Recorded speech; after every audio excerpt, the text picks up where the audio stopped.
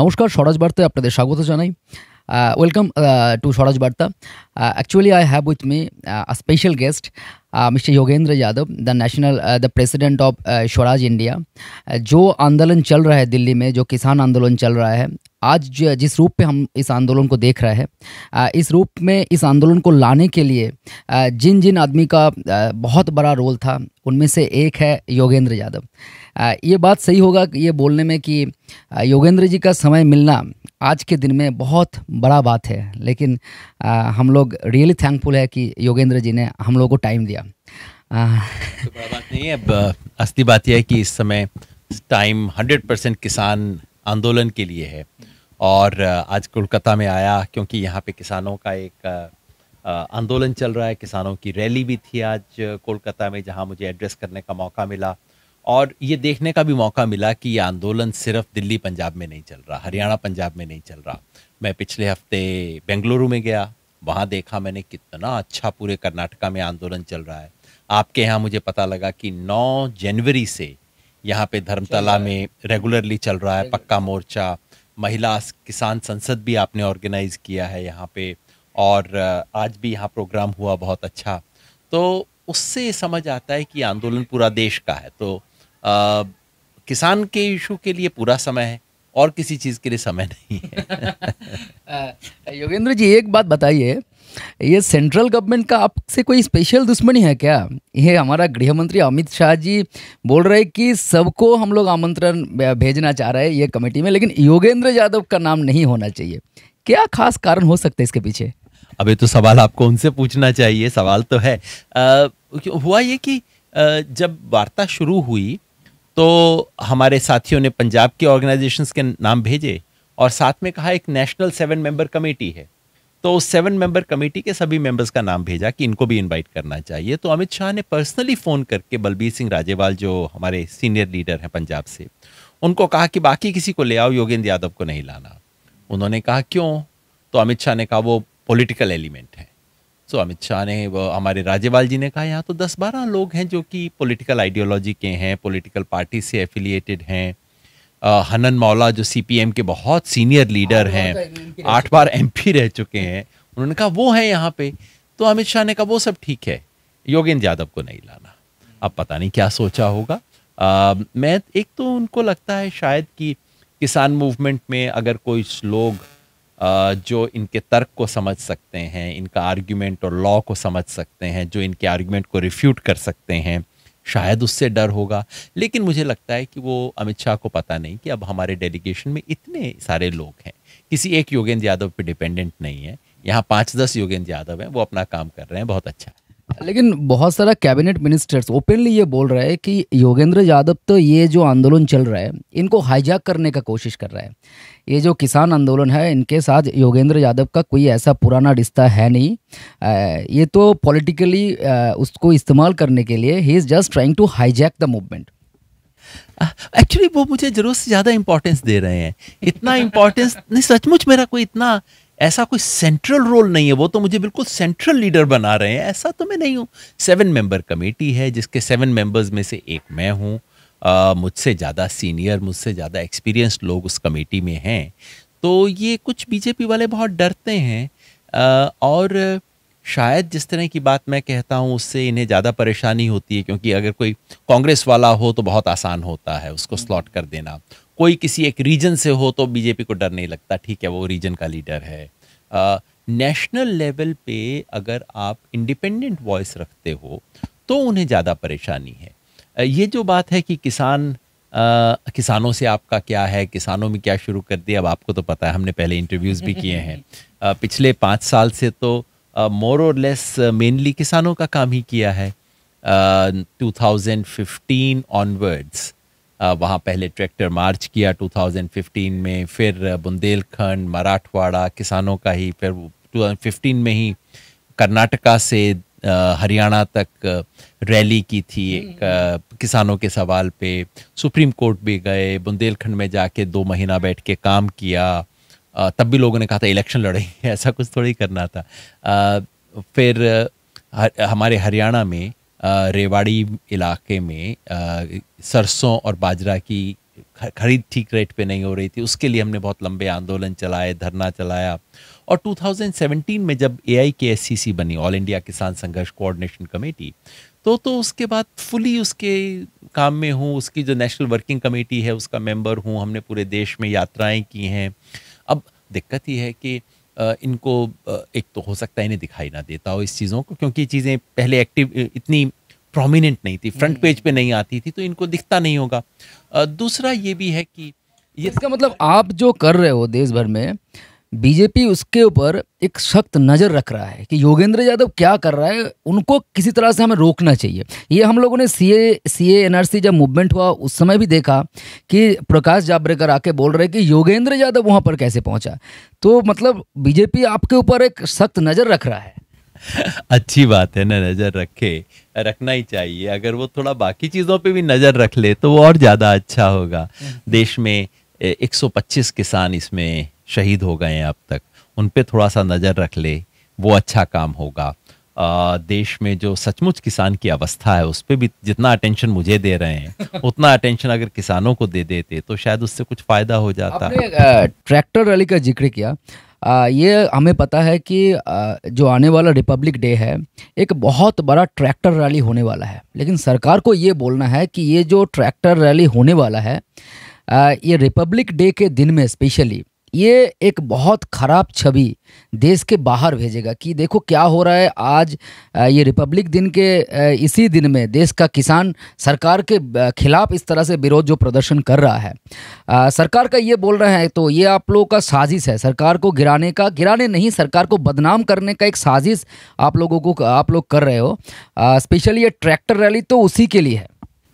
आप ये बताओ गणतंत्र क्या होता है? गण का तंत्र है ना, जहां गण सुप्रीम है यानी कि पीपल सुप्रीम है। गणतंत्र दिवस पे अगर गण आके अपने देश का फ्लैग लेके मार्च करे, इससे तो देश की प्रेस्टीज बढ़ेगी। सिर्फ आर्म्ड फोर्सेस मार्च करें तो लगता है कि चलो उनका तो ड्यूटी है। जिस गणतंत्र और कुछ पब्लिक आ जाती है, कुछ हजार लोग देखने आ जाते हैं, उसकी बजाय अगर लाखों लोग रिपब्लिक डे पे पीपल को ऊपर रखते हुए गण किसान आए तो इससे तो हमारे गण का सम्मान बढ़ेगा। और हमने तो स्पष्ट किया है वो विरोध रैली नहीं है, प्रदर्शन नहीं है। हम तिरंगा झंडा लेके जाएंगे और उसके साथ किसान यूनियन का झंडा बिल्कुल शांतिपूर्वक करेंगे। हम सच्चा गणतंत्र दिवस तो हम मनाएंगे और वो तो हर साल होना चाहिए। मेरा तो इरादा है कि ऐसा शानदार इस बार हो कि अगली बार से सब लोग करें। गणतंत्र दिवस पे गण बाहर आए, इसमें तो डर क्यों लगना चाहिए? इन लोगों को लोगों से डर क्यों लगता है, गण से डर क्यों लगता है, मुझे पता नहीं।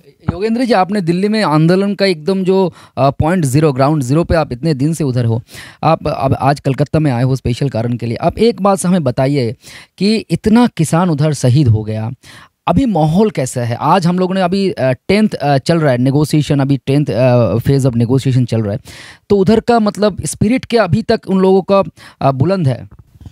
बुलंद है, पेशेंस है। किसान में बहुत पेशेंस होता है। अगर पेशेंस ना हो तो किसान किसानी करेगा ही नहीं, छोड़ के भाग जाएगा। तो पेशेंस है, डिटर्मिनेशन है, रिजॉल्व है, और वो कहते हैं 2 महीना नहीं, हम तो 2 साल भी टिक सकते हैं। इतना रिजॉल्व और पेशेंस किसान में है और पीसफुल है। ये सबसे बड़ी ये आंदोलन हिस्टोरिक इसलिए है, एक तो नंबर्स बहुत बड़े हैं, लाखों लोग दिल्ली के बाहर बैठे हैं। आप देखना जब रिपब्लिक डे परेड होगा किसान का, तो आप देखना कितने किसान आते हैं, नंबर्स बड़े हैं। इतने दिन से अब ऑलमोस्ट 2 महीना हो गया है बैठे हैं, पूरी सर्दी में और इस सब के अंदर बैठे हैं और शांतिपूर्वक बैठे हैं, रिजॉल्व से बैठे हैं। This makes this agitation so historic. तो मैं तो कहता हूँ अब एजिटेशन बचा ही नहीं है, मूवमेंट भी नहीं। अब तो वहाँ मेले का माहौल है, जैसे वो कुंभ होता है ना, कुंभ जैसे चल रहा है, कुछ वैसा माहौल है। और दिस इज एक्स्ट्रॉर्डिनरी, एक नई तरह का प्रोटेस्ट का फॉर्म बन गया है देश के अंदर, जो कि बहुत पॉजिटिव है। जैसे NTCA प्रोटेस्ट के दौरान शाहीन बाग, ऐसा किसी ने सोचा नहीं था कि अच्छा ये हो सकता है। उसी तरह से ये जो चल रहे हैं मोर्चे, ये बिल्कुल एक नया फॉर्म ऑफ प्रोटेस्ट देश में पैदा हो गया है। और मैं समझता हूँ कि इससे सिर्फ किसान के लिए नहीं, इसके लिए बाकी सब के लिए भी बहुत बड़ी अपॉर्चुनिटी है। मैं तो इसको देखता हूँ कि पूरे देश के लिए ये एक अपॉर्चुनिटी इससे पूरे देश में जो लोकतंत्र के साथ जो अवस्था हुई है उसे बचाने का, जो हमारे रिपब्लिक को रिकवर करने की एक शुरुआत है ये। हम और एक मुद्दे पे बात करना चाह रहे हैं। पिछले कुछ दिनों में हम लोग देख रहे हैं ये जो रिपब्लिक टीवी का founder and editor Arnab Goswami का कुछ व्हाट्सएप चैट लीक हुआ है, जिनसे दिखा जा रहा है कि एक्स का जो बार्क का जो एक सीईओ था मिस्टर पार्थो दासगुप्ता, उनके साथ बहुत चीज़ों के बारे में जो हम लोगों ने चैट में देखा लीक हुआ है। सरकार का top confidential information Arnab Goswami के पास होता है और वो सब इन्फॉर्मेशन पार्थो दासगुप्ता के साथ बात भी कर रहा है, लेकिन अभी तक इसके रिगार्डिंग सरकार पूरा चुप्पी, एक बात भी नहीं किया। क्या लग रहा है, मतलब ये अगर दूसरे किसी जर्नलिस्ट के साथ होता तो आज हमारा देश में ऐसा वो जर्नलिस्ट घूम सकता था? इतने बढ़िया डिस्कशन के बाद आप क्या टॉपिक लेके आ गए हो। देखिए, इसमें कुछ भी ऐसा नहीं हुआ है जो कि बहुत हैरान करने वाली बात हो। बस ये है, असली बात ये नहीं है कि ऐसा बात हो रही थी, असली बात ये है कि इसमें छोटी सी हिस्सा भी लीक कर गया है। तो हमने तो टिप ऑफ द आइसबर्ग देखा है, एक्चुअली तो इससे बहुत ज़्यादा होगा। ये तो बाई चांस अभी हमने पूरा देखा नहीं ना, हमारे पास तो सिर्फ यह आया कि अर्नब गोस्वामी किसी एक व्यक्ति को क्या लीक कर रहा था, वो छोटा सा हमने टुकड़ा देखा है। उसके पास क्या इंफॉर्मेशन था, क्या खेल हो रहा था और ये रिजीम कैसे चलता है। मेरा मानना है कि ये सरकार सिर्फ प्रचार पे चलती है। ये एकदम पब्लिसिटी, मीडिया, कम्युनिकेशन, ये सरकार सिर्फ प्रचार है। मैं तो कई बार कहता हूं प्रधानमंत्री नहीं है तो प्रचार मंत्री हैं। सो सारी सरकार प्रचार पे चलती है और इन्हीं अर्नब गोस्वामी, रजत शर्मा, ये सब लोग जो हैं, दो चार का नाम ले लिया मैंने, ऐसे 50 लोग हैं। इन सब लोगों के जरिए लोगों के माइंड पे कंट्रोल किया जाता है। तो हमने जो देखा है अभी, तो हमने एक बहुत छोटा सा टिप देखा है आइसबर्ग का। अगर कभी देश में सच्चाई सामने आई, आपको इतना बड़ा कुछ दिखाई देगा जिसके बारे में रवीश कुमार कई बार बताते रहते हैं। तो गोदी मीडिया का सच हमने एक छोटा सा ग्लिम्स देखा है। अभी तक तो ऐसा कुछ भी नहीं है जिससे मैं हैरान हो जाऊं। हैरानी की बात यह है कि वो ग्लिम्स हमारे तक पहुंच गया। बस उतना ही है, अभी तो और होगा। उम्मीद है कि इसके चेहरे और खुलेंगे। आपके पास समय कम है, हम लोगों को पता है, लेकिन और एक चीज़ों पे ऊपर बात करना चाह रहे हैं।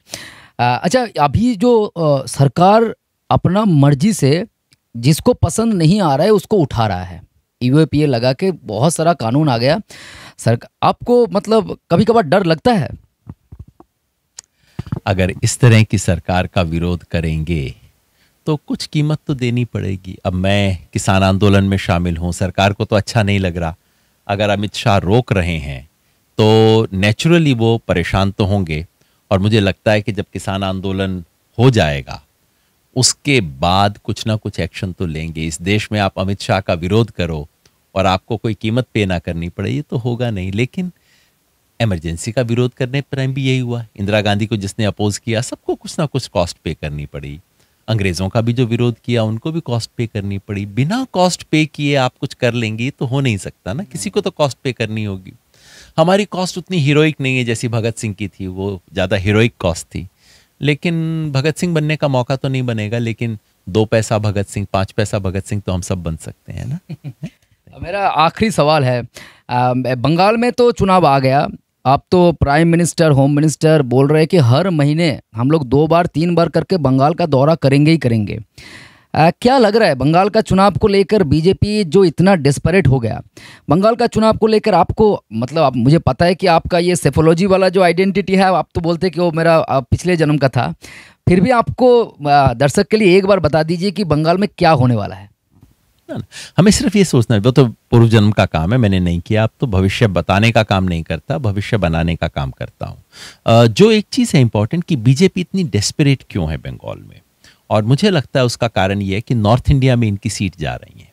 उन्हें पता है कि जो इनका होम ग्राउंड है वहाँ तो जा रहे हैं, इसलिए उसको मेकअप करने के लिए बंगाल में, उड़ीसा में, तमिलनाडु में यहाँ कुछ करना पड़ेगा, इसलिए डेस्परेशन है। और मुझे कई बार डर लगता है कि इस चुनाव में बीजेपी अलग काफ़ी ऐसे हथकंडे भी इस्तेमाल कर सकती है जो एक बार सिद्धार्थ शंकर रे ने इस्तेमाल किए थे ना बंगाल में, कुछ उस तरह की चीज़ें इस्तेमाल ना करे, मुझे ऐसा डर भी लगता है। Thank you.